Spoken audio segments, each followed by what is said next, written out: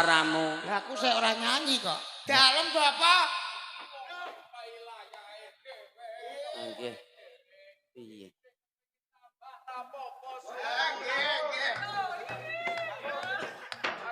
Ngene iki ya cocok. Oe.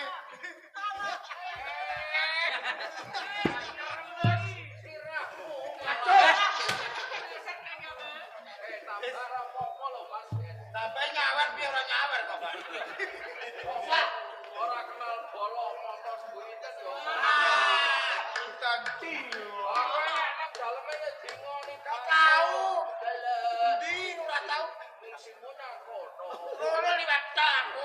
Aku mampir meceran kok ya. Pun. Monggo.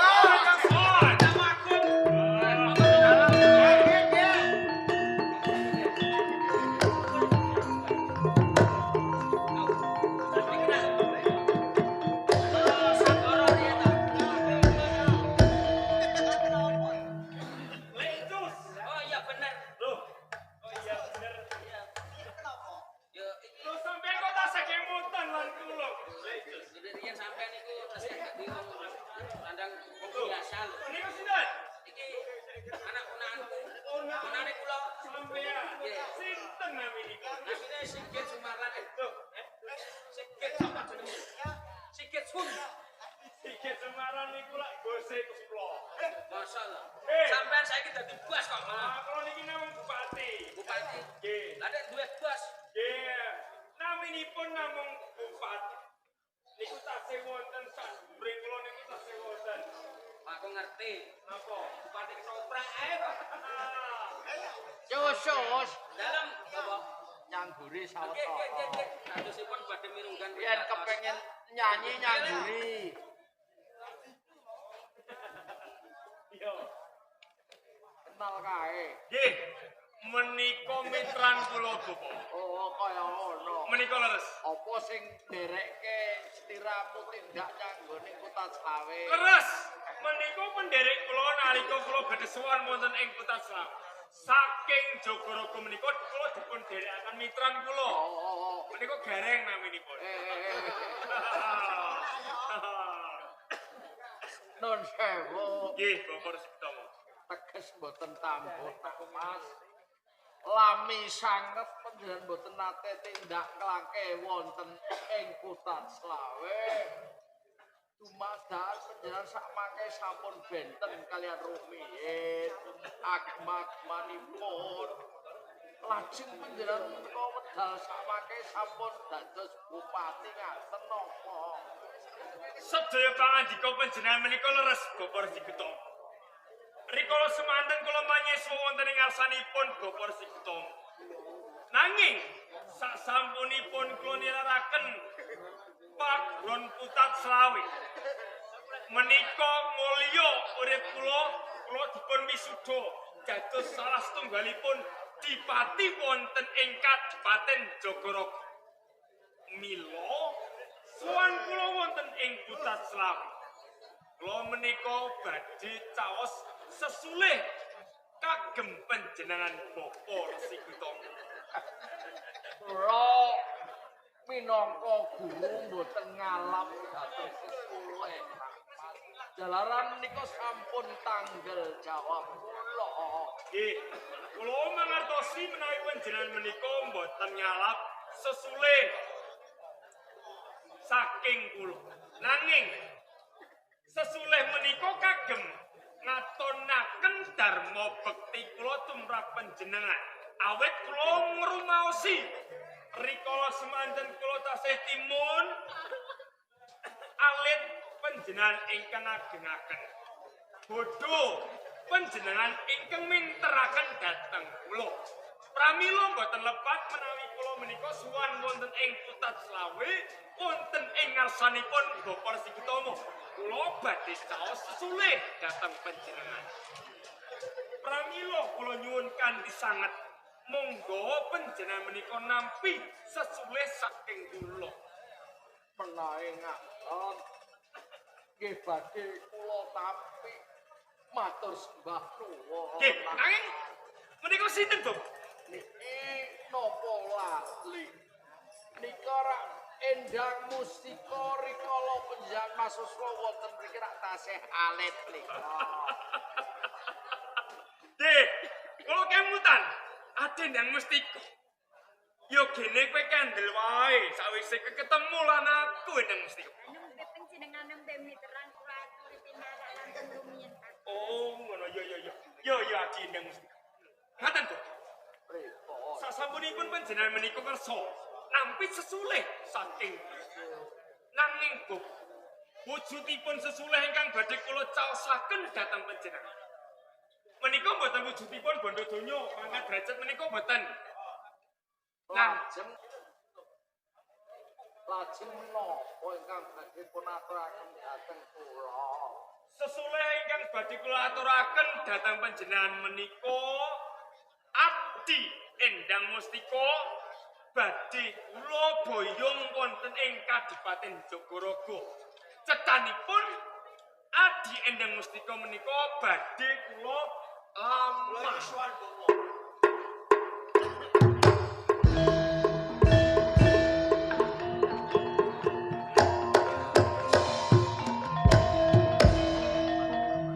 Mengirin Bogor. Lambat kalau kok kemutan. Menawi mboten lepat menika Adi Sidarta. Nggih. Mas Sandoro. Gini. Oh, suwe. Gon ora ketemu lan kowe. Kami salib Kang Mas. Yen kowe iku jeh bocah, jeh cilik, kowe tiba aku sing nangekke, kowe lesu aku sing ndulang, kowe ngelak aku sing menehi ngombe. Lho, bareng saiki kowe temekaning dewasa, bagus pasuryanmu lan gagah tur pideksa. Yen to dicandra, sliramu iki kaya dening panengahing Pandhawa ya Raden Arjuna. Kang Mas Sanggoro. Iya, Di. Ampun kesangetan anggenipun kalembono. Nanging dawuh kosok asulipun. Piye? Nalika Mas tani Kang Mas Sanggoro, Aku piye, Di? gagah perpiksa. Dasar cakrak tuwibawa. Iya. Menawi kacandra kasuwayangan kados Raden Werkudara. Gagah gede dhuwur. Wah, matur nuwun, Di. Ning suwanmu ning Pagelaran Putat Slawi. Arep opo, Di? Katon bener aku kepingin. Oh, ngono. Iya. Oh, badhe matur lan mbok. Oh, arep matur ya. Coba ngantos kula mboten katimbalan pantriswan wonten ing ngarsanipun Bapak Utama. Ah, elon-elon yen matur sing cetha, ya, Di ya. Cetanipun kula badhe nglamar Syadi Endang Mustika. Piye? Nglamar Syadi Endang Mustika. Ngelamar Adinda Mustika. Lho ki kok nyemoni aku, Di. Kula nyemoni jenengan. Sowan kono ing Putat Slawi. Ora ana sediak. Aku mau kepengin ngelamar Adinda Mustika. Lho kok sowanmu go nglamar? Teges kan nyemoni lah. Dalam bisa Kang Mas. Kula mboten ngertos menawi Kang Mas Sanggoro ugi badhe nglamar Syadi Endang Mustika. Oh, jebul kowe ora ngerti yen to aku pengen ngamar Endang Mustika. Nanging Di, sakwise kowe ngerti yen to tek aku pengen ngamar, aja mbok bacutke ya. Mboten Kang Mas. Iki ngalah kedahipun Kang Mas Sanggoro. Awit Kang Mas Sanggoro sampun mukti wonten ing Jogorogo. Menawi ngupadi wanita sanesipun si Adi Endang Mustika tartamtu badhe kelampahan. Ges kowe guroni lan aku.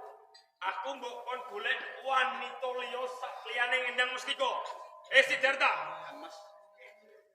yen to babakan pondo donya pangkat derajat iki sedulur gelem ngalah. Ning iki babakan bebrayan, babakan tresnaku lan Endang Mustika. Yen aku mbok kon ngalah, sutik aku ngalah lan Kula tresna lan Endang Mustika kepati-pati.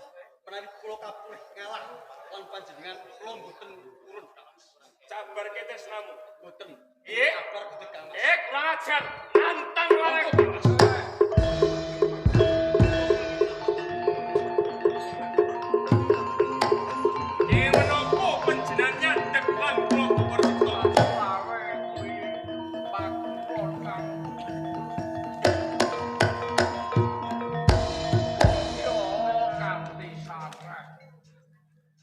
Endang Mustika kuwi mung kaijenan dikersakne wong loro apa bakal lakon. Nanging nuwun sewu, kula sampun nyuwun kanthi sanget kalian Adi. Sidarta kersanipun kembangipun ngalah, ning boten purun. Menapa kula lepat menika sernaken Mas Sidarta. Sanggoro ketepun panjenengan manut lan ngendikanipun. Ning arep aku wis kandha, yen to aku ora bakal ngalah lan kula. Nak Mas Anggara katuran preksa ana unen-unen gagah nanging ora gaduh. Tegese menang murba nang wasisane gumantun dhateng anak kula. Nggih, ngertos. Dok, Nggih kula Bapak. paring ana pawangsulan marang kadamu sakloron kang kepengin pundhut bojo karo kowe, Dok. Bapak.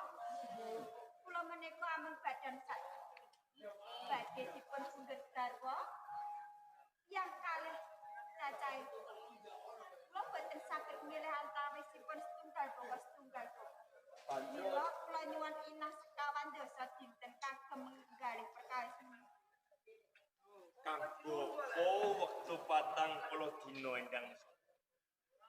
Kanggo mikir katih niki kabeh. Kanggo mikir nggon milih antaraning aku lan Sidarta. Mbok yo aja 40 dina. Tak jaluk seminggu utawa 7 dina wae yo. Jadi Endang Mustika. Aja to kowe njaluk wektu 40 dina. 50 dina aku bakal ngeranti. Ece. Aku mung njaluk 7 dina, kowe njaluk 50 dina, wis sagung ngeranti. Ora mung kowe, 60 dina aku go sagung ngeranti. 100 dina aku ngeranti. 200, 400, 500, 800, 1000 dina. iki bakul kacang kok nyang-nyangan ngene. Kata nak Pasanggara lan kowe Sidarta. Genep 40 dina sliramu tak aturi rawuh ana ing Kutan Slawe. Minangka entuk pawangsulan sapa kang bakal ditampa marang Endang Mustika. Oh, ngaten. Nggih, kula sagah. 40 dina sing mbok jaluk wektu kanggo nentokake. Kowe milih antaraning aku lan Sidarta. Ning aku bakal mitungkas lan kowe Endang Mustika. Lamun kowe milih bojo, milih bojo sing duweni pangkat lan derajat kaya dening aku.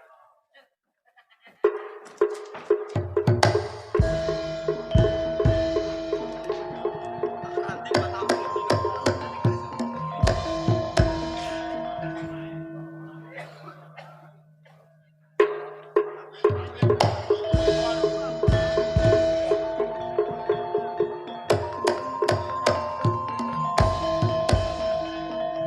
Ayo malah karawan tamu. Pangapuntenipun Bapak, kok menawi panjenengan kalebian lan kula Yektosipun ngaton. ketang propiranipun nalika semanten kula nate ngangsu kawruh mimba pangerten wonten ngarsanipun Bapak Resmitama. Kula adipati saking Barat Madya, Hendra Kesuma.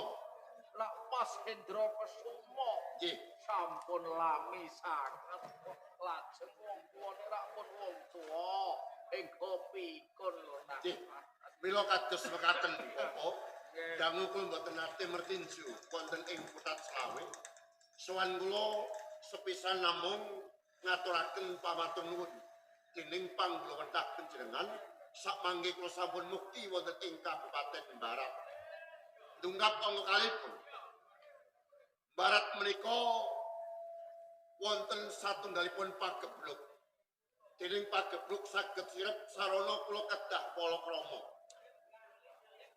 Monggo nggih kula palakrama mboten wonten kalih namung setunggal putri ingkang kula kersakaken namung Siadi Endang Mustika. Lajeng anak kula rencananipun kok rencana barang alhamdulillah badhe dipun kersakaken minangka garwa prameswari wonten ing Barat. Nggih, Ngaten nggih. Sinuwun kanjenge Pripun, Pak? Ingkang saged paring pawangsulan ra anak kula. Gitu, Dok. Enggal paring pawangsulan, Dok. Ki Endang Mustika, saiki kowe bloko walaka apa sing dadi panyuwunmu? Kandha mengko bakal tak wujuti waton kowe gelem. Ya. Panyuwunan kula mung setunggal.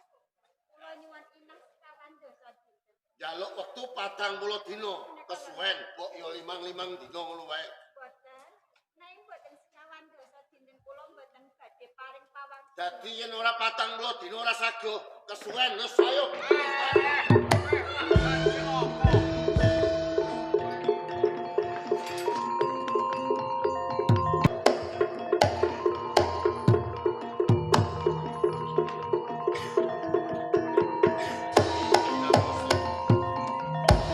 Saiki kowe tak umpamake manuk jroning kurungan wis papan ana ing taman ing barat madya.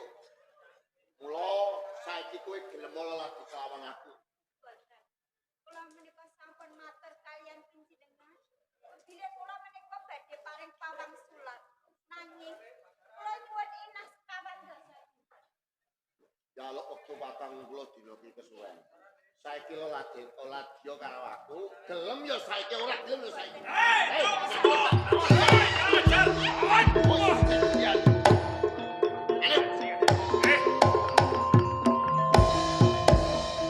Aja pisan-pisan pecedak lan Endang Mustika. Merga apa? Endang Mustika kuwi katresnanku uga calon bojo. Prabedane aku. Iki go calon garwaku. Dening kowe wis nyaruwe wani mlebu ing Taman Kaputren Barat Madya. Padha ae kowe mlebu jroning sulung. Sanggara Adipati ana ing Jagaraga tau sumpah lamun sapa wae kang dadi watu sandunganku bakal rawe-rawe rantas malang-malang kudu. Nek ngono kowe klebu mungsuh bebuyutan yen kowe ngrebut jati Ora oke bapak Yo, ayo maju mati sultan. As, was. Ay, ay, ay, wah. Au, ay, wah. Endrung semua jumlah. Loh, Mustiko, artinya Mustiko.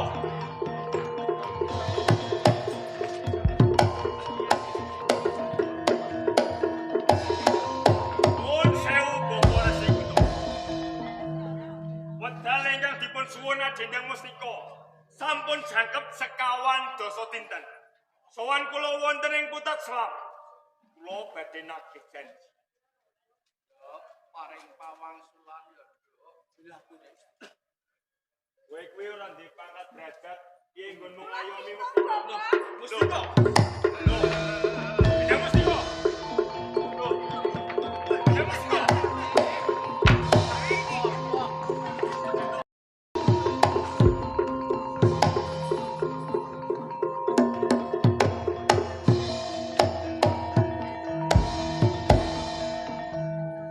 Jebek sajroning ati. Sawise aku lakoni lelakon kaya kaya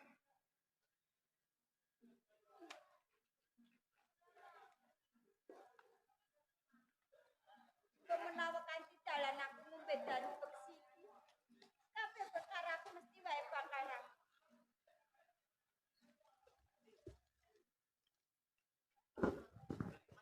Mustika. Kakak, Endang Mustika. kakak. Mustika.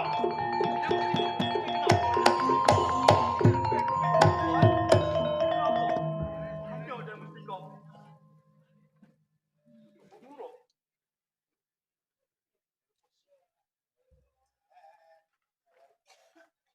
Menawa ki ratu sing umpi. Bakal melu lan kowe Endang Mustika.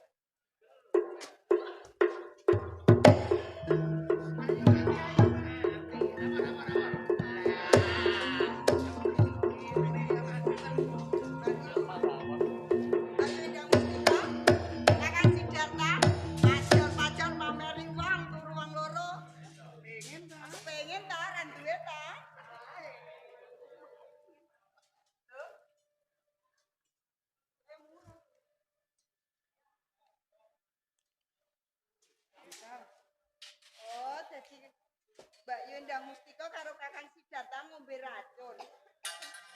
Aku mau ngombe ndak mati. Wong ganti siake aku karo macet. Lho. Aku dipanik pesi. Di. Data. Matimu tenanan.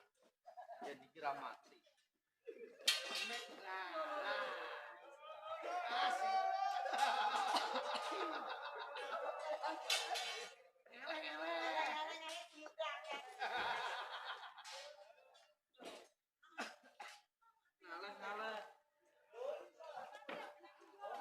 Ngalah semutnya akeh.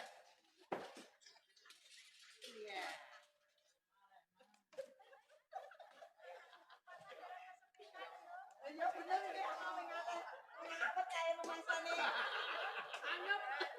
Golek kesempatan kok. Olah ngalah ae cah iki. Wis jam tengah telu. Anyep pengen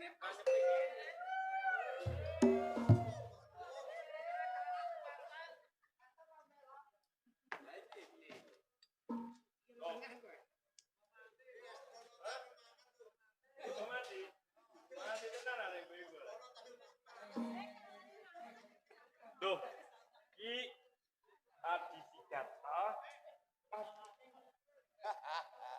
Endang mesti kok. Kok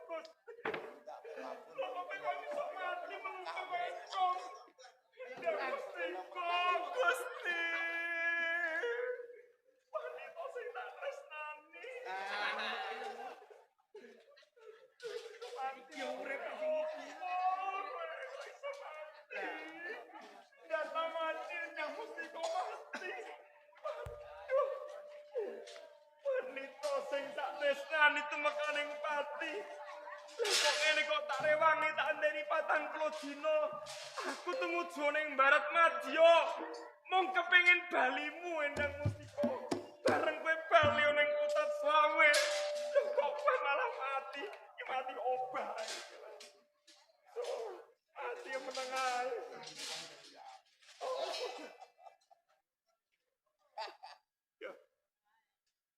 Tak kira wae matimu saka ngombe darpeksi utawa racun.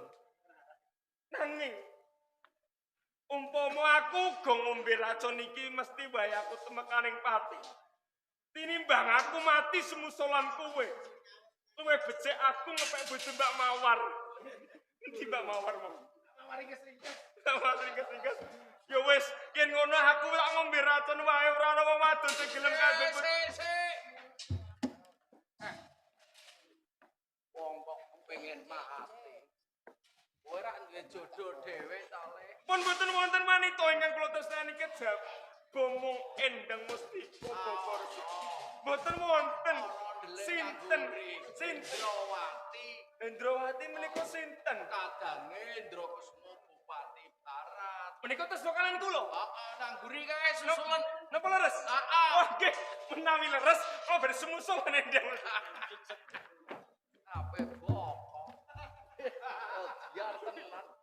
Diatur ngene piye jajal. Sing lunga ben lunga iki mbok menawa durung pinesti. Betul, Mbak. Waras. Iki tangi tenan. Ayo tangi. Piye?